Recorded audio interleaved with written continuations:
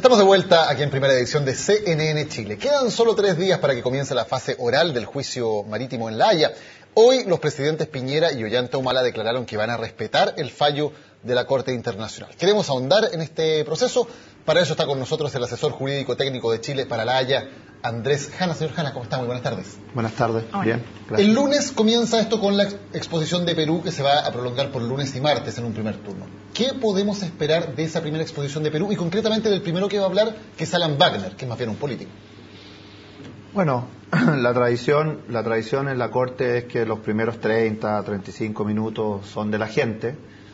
Normalmente lo que la gente hace es plantea cuál es el caso y normalmente en ese caso también hay una visión respecto de la controversia que se presenta a la Corte. Es importante entender que este caso tiene un largo proceso escrito. Por lo tanto, lo que uno esperaría, o lo que uno debe esperar, el caso ya existe, es que de alguna manera lo que va a hacer Perú va a referirse a los argumentos que ya ha presentado en su presentación por escrita. Efectivamente, la última palabra la tuvo Chile, porque la dúplica chilena fue lo último que se presentó, y hay algunas cosas ahí que a lo mejor podrían generar algunos nuevos comentarios por parte de Perú, pero el caso es el caso que existe. ¿Podría ser una primera presentación que tenga una carga más bien histórica y política fuerte? Bueno, la verdad que se ha especulado bastante sobre eso. Lo vamos a ver el lunes a las 3 de la tarde de La Haya, a las 11 de la mañana acá. En general, la Corte hay una Corte bien jurídica, a pesar de todo lo que se ha dicho, lo que se ha discutido, y es una Corte que está a la espera de argumentos jurídicos. Y como yo lo dije, no es una Corte que tampoco esté muy sujeta a impresiones o presiones, por lo tanto uno esperaría que el grueso de la presentación peruana fuera una presentación jurídica. Pero como digo, vamos a verlo el día lunes. Ahora, se nos ha dicho que también deberíamos prepararnos para de repente escuchar cosas complicadas o posturas fuertes al inicio de este tribunal. ¿Qué hay de eso respecto de Perú? No, yo diría lo siguiente. Lo que pasa es que la gente que no tiene experiencia con los juicios tiene que entender que este es un juicio, y los juicios tienen un cierto lenguaje, y el lenguaje de los juicios es adversarial. Yo ridiculizo la otra parte, ironizo, llevo sus argumentos al absurdo, digo que las cosas que plantean no tienen sentido, que no tienen fondo, que se le olvidó el precedente. Por lo tanto, los que no han estado en un juicio, no sé si alguno de ustedes alguna vez ha estado en un alegato, los alegatos uno los escucha y son adversariales. El lenguaje de los abogados en un juicio es un lenguaje peculiar, es un idioma que tiene un contenido que para el que no está acostumbrado podría ser más agresivo que el normal de la gente. Esto no es una conversación diplomática, es un litigio. Por lo tanto, yo creo que lo que deberíamos esperar es el lenguaje de los juicios. Y el lenguaje de los juicios tiene un cierto, un cierto tono al que la gente a lo mejor no está acostumbrada. Nosotros los abogados sí, y entendemos que es parte de las reglas del juego y no lo tomamos nunca más allá de eso. Bueno, de hecho vimos a nuestro abogado Crawford diciéndole Winnie the Pooh a Nicaragua, o sea, podemos estar preparados para cosas como esas, como ironizar, ridiculizar al otro. Le dijo Winnie the Pooh, más bien le dijo Winnie the Pooh al abogado de Nicaragua. Bueno, sí, está bien, además. A ver, yo sé que es difícil porque siento que en general casi todas las personas con las que conversamos están muy cuadradas con la postura chilena, entonces tienen con el discurso oficial, para ser honesta. Pero, ¿cuáles son las principales debilidades de la postura chilena o por dónde va a tratar de apuntar Perú? Porque siempre tiene que buscar la fisura o dónde, cuál es el lado más fácil de atacar. Sí, como usted comprenderá, usted no me puede pedir a mí a 2 días de los alegatos que le diga cuáles son las debilidades o que yo percibo las debilidades chilenas o las fortalezas peruanas. De verdad, y en eso no hay un discurso oficial, el caso de Chile es un caso sólido. El caso de Chile es un caso de derecho de los tratados que tiene una consistencia tanto en los textos como en la práctica. Estamos hablando de 50, 60 años. Cuando uno lo lee, y ustedes lo van a ver en los alegatos, uno ve que la posición de Chile de verdad es una posición sólida. Ahora, Perú levantó el caso, y obviamente la estrategia de Perú, o el caso de Perú, es negar que existe un tratado, junto con negar que existe un tratado, es decir, que si hubiera tratado, el tratado en realidad no es un tratado de límite, y por lo tanto su estrategia es de alguna manera, digámoslo así, a deconstruir o tratar de desarticular.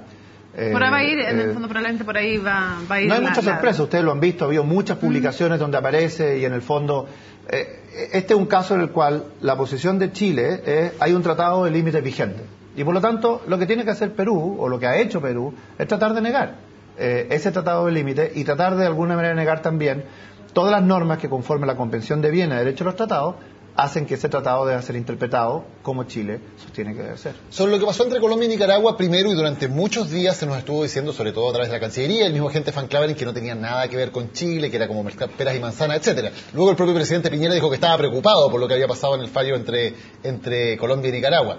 ¿Es mezclar peras con manzanas o hay también una mezcla de peras con peras en que podemos sacar algunas lecciones de lo que pasó en el fallo Colombia-Nicaragua para este caso?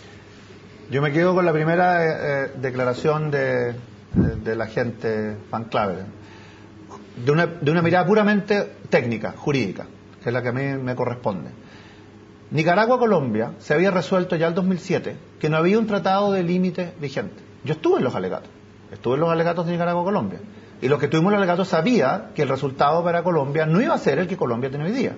Porque la Corte, cuando no hay tratado, y eso ya había sido resuelto, lo que hace es que tiene que aplicar o una regla de equidistancia o, en su lugar, una regla conforme a circunstancias especiales, que fue lo que hizo al final, circunstancias especiales. Y esa es una línea que, de alguna manera, se va construyendo. Perdón, entonces, si tuviéramos que sacar una lección, evidentemente la primera línea de defensa de Chile es que existen tratados, y eso es lo que Chile está defendiendo. Pero si la Corte no considerara esos tratados como tratados de límites válidos, sí se abriría la posibilidad de que entonces haya esta resolución por la línea de equidistancia, ¿no? La defensa de Chile es que hay un tratado vigente de límite. Esa es la defensa de Chile y como digo, y además que la práctica consistente así lo ha hecho. Esa es la línea de defensa de Chile. No la primera línea, es la línea de defensa de Chile. En cuanto a ese tema de la práctica consistente, ¿es diferente en términos jurídicos la soberanía que se ejerce sobre tierra que la soberanía que se ejerce sobre mar? ¿Tiene efectos diferentes? Bueno, hay alguna diferencia en el sentido que, por definición, en el mar hay paso pacífico, etcétera, y en el mar no se ejerce una soberanía normalmente, típicamente, como se ejerce, como uno lo diría, con un pedazo de tierra. Pero lo que importa en este caso, que son las manifestaciones típicas de la práctica sobre el subsuelo, el suelo marino y el agua, en ese sentido las reglas se aplican de la misma manera. Voy a poner un ejemplo, ¿cierto? Un barco pesquero cruza la frontera marítima y está pescando sin permiso en aguas chilenas. Lo que hacen y es un barco peruano. Lo que hacen las patrullas chilenas, lo toman, lo detienen y lo devuelven del otro lado de la línea. Voy a poner, y así uno podría seguir usando otros ejemplos. Incluso hoy día, incluso el espacio aéreo sobre el mar es entendido como un espacio privado. Ahora, pero una pregunta, porque siguiendo la lógica de ese argumento, muchos dijeron en el fallo entre Colombia y Nicaragua, dijeron, pero alégrense porque la Corte reconoció el ejercicio de soberanía de Colombia, pero lo que le dio fue tierra. No hizo caso de ese ejercicio de soberanía respecto al mar. Por lo tanto, uno no debiera necesariamente alegrarse con lo que le pasó a Colombia porque solamente tiene que ver con que le respetaban la soberanía ejercida sobre el terreno. Sí, pero ahí hay que hacer una diferencia. A ver. La Corte había resuelto que no había tratado... No, entendiendo eso, pero... no por eso. Entonces, si uno lo que hace es que simplemente ejerce actos sobre aguas que no tiene un derecho de dominio sobre ellas porque no han sido asignadas, porque no hay un tratado, bueno, la situación es distinta. Lo que pasa es que Chile ha ejercido, lo que pasa es que la práctica chilena y la práctica peruana es consistente con el tratado. En ese sentido hay que entenderlo. O sea, cuando uno dice que hay una práctica consistente, esa práctica no es una práctica aislada, sino que es una práctica que confirma la existencia de una frontera marítima. Claro, es que lo estoy pensando en el caso de que la Corte no le diera la razón a Perú y no considerara el tema del tratado, entonces después nos fuéramos al segundo argumento, bueno, ¿quién ejerce soberanía? Pero sobre tierra no es lo mismo que sobre mar. Lo que pasa que, de nuevo, que si uno no tiene un tratado, el ejercicio de la soberanía pierde una soberanía. Ahora, ¿qué pasa si un país, como lo ha hecho Colombia, intenta no respetar un fallo? ¿Hay efectivamente, como han dicho Colombia, alguna instancia en la cual se pueda pedir una aclaración o se pueda pedir una revisión? ¿Existe algo de ese estilo? Sí. Las decisiones de la Corte son definitivas. No hay apelación, no hay pataleo. No hay recurso sobre instancias superiores. Por lo tanto, lo que la Corte dice es la Corte tiene la última palabra. Ahora, hay dos recursos que son bastante limitados. Uno es un recurso de interpretación, que básicamente lo que supone es que ambas partes están en desacuerdo de lo que la sentencia dice. ¿Lo que significa la sentencia? Lo que la sentencia dice, qué es lo que debe deducirse de ella. Supongamos que la sentencia tuviera alguna parte que no fuera suficientemente clara y las partes están en desacuerdo cómo esa sentencia debe aplicarse, entonces existe un recurso de interpretación. ¿Ante la misma Corte? Ante la misma Corte. No, si todos los recursos son ante la misma Corte. Si no hay, como digo, aquí no hay, la Corte Internacional de Justicia no tiene ni una Corte inferior ni una Corte superior, es única. Y el recurso de revisión es un recurso más especial todavía. porque es un recurso que supone que existió algún antecedente que la Corte no conoció y que las partes en ese minuto del cual no disponían, y es un recurso muy excepcional. Pero que también una parte podría intentar entonces... Sí, pero bajo los fundamentos que le estoy diciendo, como que hubo un hecho que la Corte, un antecedente que la Corte no conoció y que la Corte debió haber conocido y que no es responsabilidad de la parte que la Corte no conoció ese antecedente. Por lo tanto, es un recurso muy, muy especial. O sea, de alguna manera uno debe entender que salvo circunstancias muy excepcionales, las decisiones de la Corte son lo que son definitivas. Ahora, en el pasado, ¿qué les ha ocurrido como consecuencia a quienes han decidido no aceptar las decisiones de la Haya? Bien inusual, bien inusual que, entre otras cosas, porque el peso de la comunidad internacional es muy grande. Desoír una decisión de la Corte es realmente una cuestión muy mayor. No existen muchos precedentes en que eso haya ocurrido. Colombia en ese sentido ha tomado una decisión por ahora, porque lo que uno lee por lo menos en la prensa es que por ahora no están digamos, haciendo actos de ejecución de la sentencia, que yo creo que habría que esperar a ver cómo finalmente va a comportarse Colombia con esa decisión. Como digo, cuando uno juega con las reglas del sistema internacional, y las reglas son que si voy a un tribunal, primero disputo la jurisdicción del tribunal, gano una parte y pierdo otra, luego el tribunal decide, no simplemente desobedecer o realmente ignorar lo que dice el tribunal, es un paso bastante mayor en la comunidad internacional. Sobre todo si soy un país chico. No, porque soy un país grande, bueno, hay algunos países grandes que no reconocen siquiera alguna instancia internacional. Sí, pero los países grandes han sido llevados a la Corte y han cumplido las decisiones. Pero la Corte Penal Internacional no, a eso me refiero. Sí, es que no son parte. Yo sé que no son parte, pero este es un órgano de Naciones Unidas. De alguna manera incluso hay uno puede ir al Consejo de Seguridad. Entonces, de alguna manera, como digo, uno puede pedir al Consejo de Seguridad de Naciones Unidas que se ejecute ¿sí? la decisión. Perfecto. Si Colombia, por ejemplo, decidiera llevar hasta las últimas consecuencias esta decisión de no respetar y dicen yo no muevo mis barcos de donde dice la Corte que los tengo que mover, ¿qué podría hacer Nicaragua?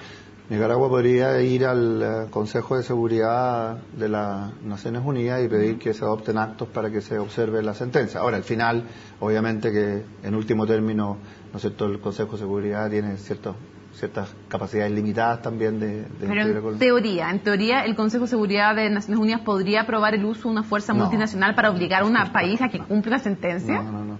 Eso nunca ha sucedido, digamos. No. Estoy diciendo que existe. O sea, lo que quiero afirmar es lo siguiente. Entendamos que la Corte es parte de las Naciones Unidas. Como parte de las Naciones Unidas, su generación viene a las Naciones Unidas, pero también existe la posibilidad de ir al Consejo de Seguridad Nacional. Por lo tanto, esto no es un... A ver, déjame decirlo de otra manera para que se entienda. Esto no es un fallo voluntario. No es un fallo que uno lo cumple si quiere.